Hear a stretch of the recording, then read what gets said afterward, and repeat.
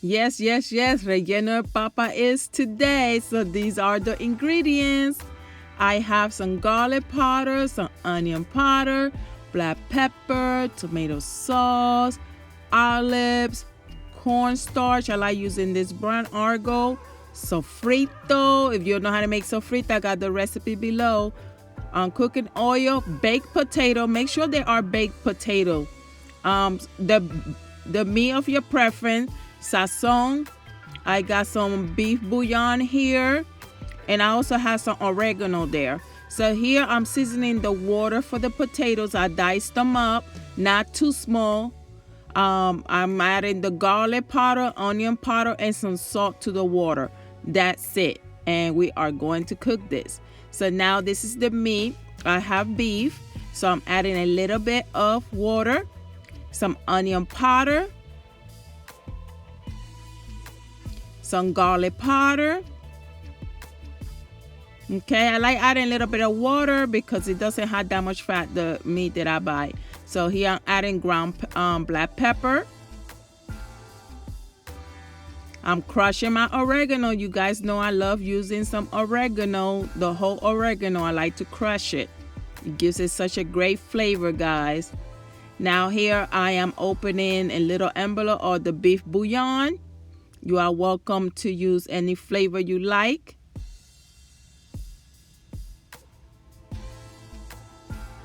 And now I'm gonna break up the meat a little bit.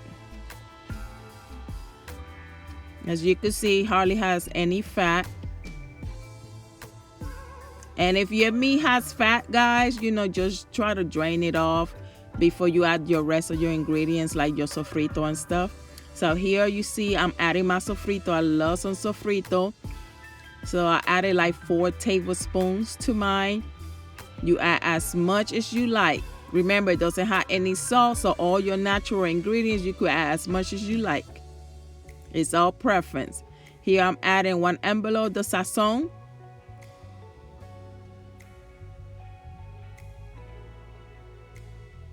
Okay. And my diced up olives.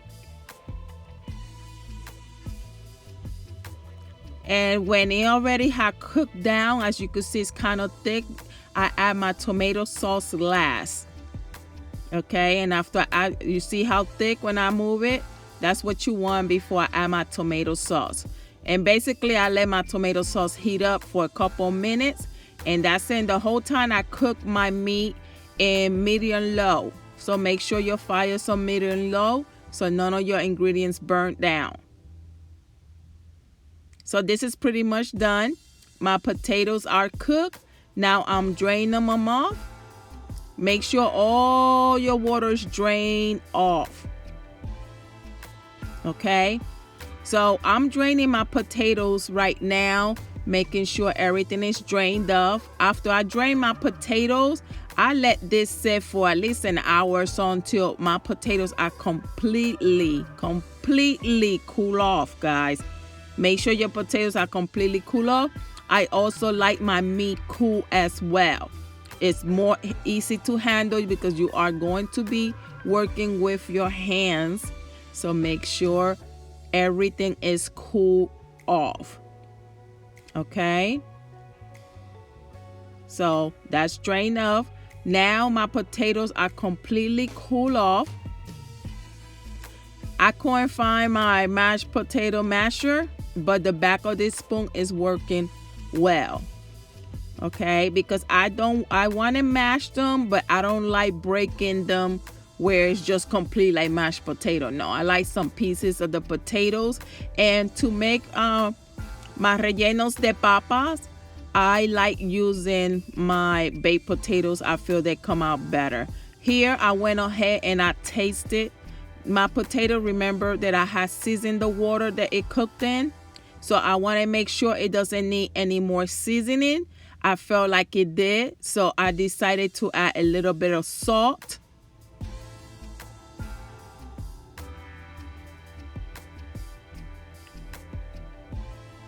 And now I'm gonna go ahead and add about, I would say about a tablespoons of cornstarch. It all depends. I cook altogether 3 large baked potatoes. So it all depends on the size of your potatoes, okay? Don't put too much cornstarch. It's just a little bit of help to help bind. So I like to knead my potatoes like I am kneading flour dough, because that's how it should come out. I'm telling you, your potatoes will not break. Your potato bowl, your relleno de papas will not break. You see how I'm using my hand, my knuckles, almost like I'm kneading some flour.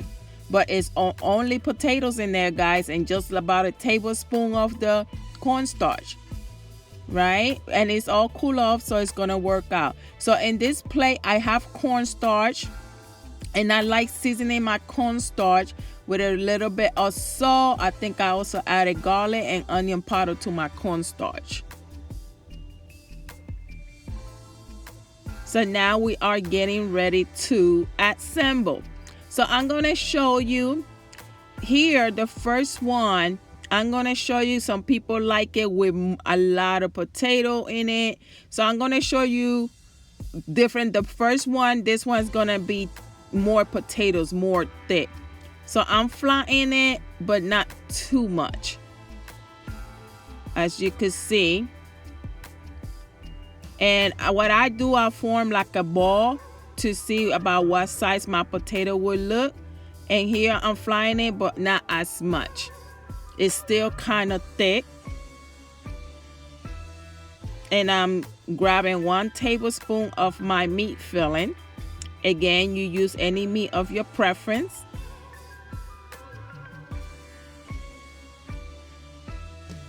This one is gonna be like a huge one. So since I didn't flatten it that much, I don't have that much space. So now I come in and I fill the top up with more potatoes, which it keeps the potato more, more potatoes. I mean, you still got a nice amount of meat as well. And trust me, this one's gonna be a big one. I think actually this is the one that I try at the end when I'm doing the testing on the video. And guys, if you are watching and you like what you see, please subscribe below. I have so many recipes coming your way. And also don't forget to hit that like button. Don't forget to hit that like button, guys. And also I would love to hear from you. Leave me some comments below. I enjoy talking to you guys. And as you can see, I formed the first one. Now I'm going to show you how I do it with, it's basically I use about 1.5 tablespoons of potato or mashed potato. So now this way, I'm going to go ahead and flatten it pretty flat. And again, the amount of meat is the same. But as you can see, it's more thin, the potato, and I'm closing it. I'm able to close most of it, and you always gonna have just a few little pieces just come in and patch it up. As you can see, it's not much as the first one, and your potato filling is thinner. So at this point, it's preference. Okay.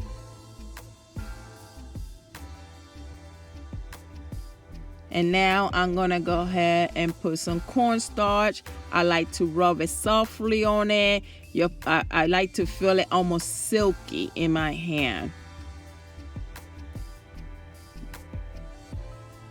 Very silky.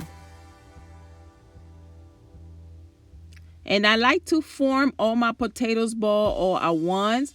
As you look at that, I'm able to move it. That potato ball is not budging. Look at that. That is security right there. That is not going to break on you, especially when you are frying them. And guys, the good thing also about relleno de papas is that you are able to make these in advance and freeze them and have them already frozen. I will separate them with parchment paper This is something, you know, that you could prep on the weekend, and you know, when your kids come home from school or whatever, they could make these. And again, you know, I went ahead and did a thin layer of the potato. And as you can see, the more I do it, the less potato I have to add. And it's all preference. It's gonna take a little bit of practice. And the key, guys, to get your potato mix to be like that is to let your potato drain off really good, no water in it. And also make sure it's completely cool off. All right. But look at this. And treat it, you know, have your little music on and just go ahead and have fun with it, you know. You could also do this as an activity with the kids and teach them how to make them. Let them have fun with it.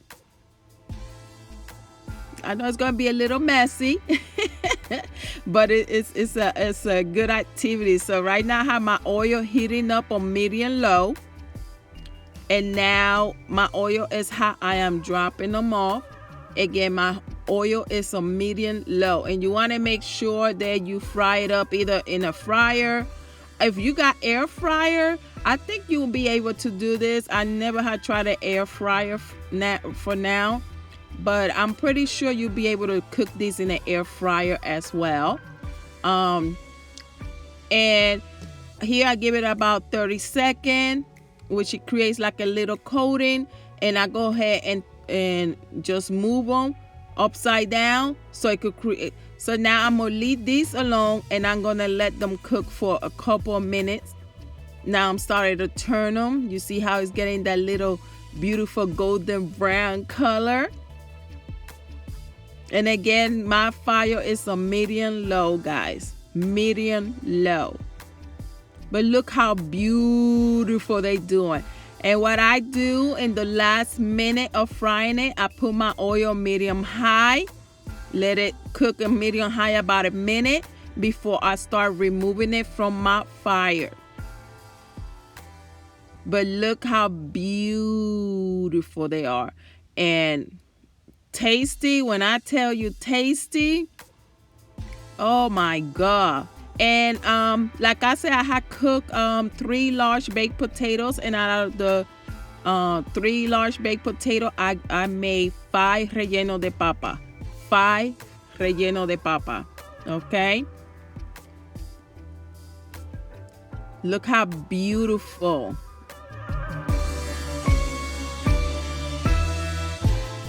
Okay, guys, so what time is it? It's the moment of truth, right? So let's try this rellenos de papas. They came out really good, but let me show you. Look at this relleno de papa. Okay? Look at that. All right? And it has still a little crisp. You see that? So I'm gonna go ahead. I had to wait until it cool off a little bit, guys, because relleno de papa will hold some heat. But let me try. I'm still blowing it.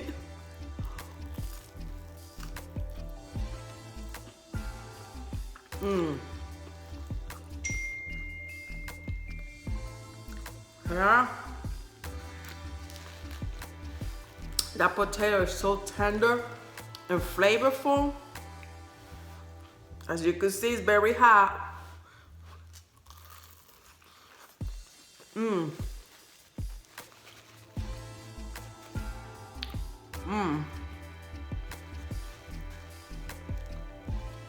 This is some good stuff. Look on.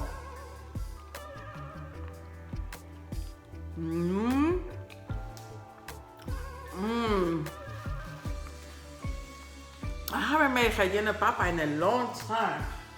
Let me put some hot sauce.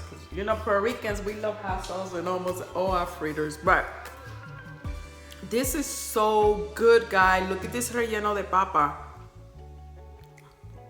Oh my goodness. After this, I gotta go to the park. I got to walk.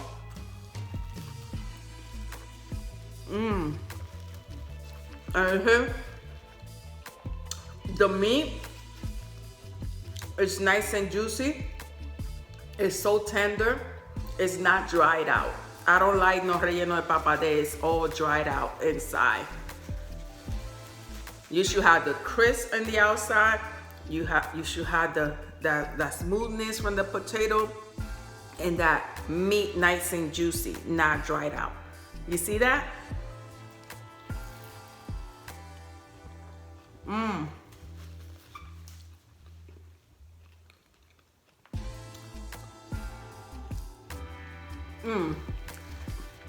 Y'all know I be having my moments. This relleno papa is really good, guys. Give this recipe a thumbs up. Don't forget to subscribe, and thank you. I think each one of y'all that already has subscribed, thank you for your support. And if you haven't, what you waiting for? Hit that subscribe button, and I have, like I said, plenty of recipes coming your way. Enjoy. Until next time.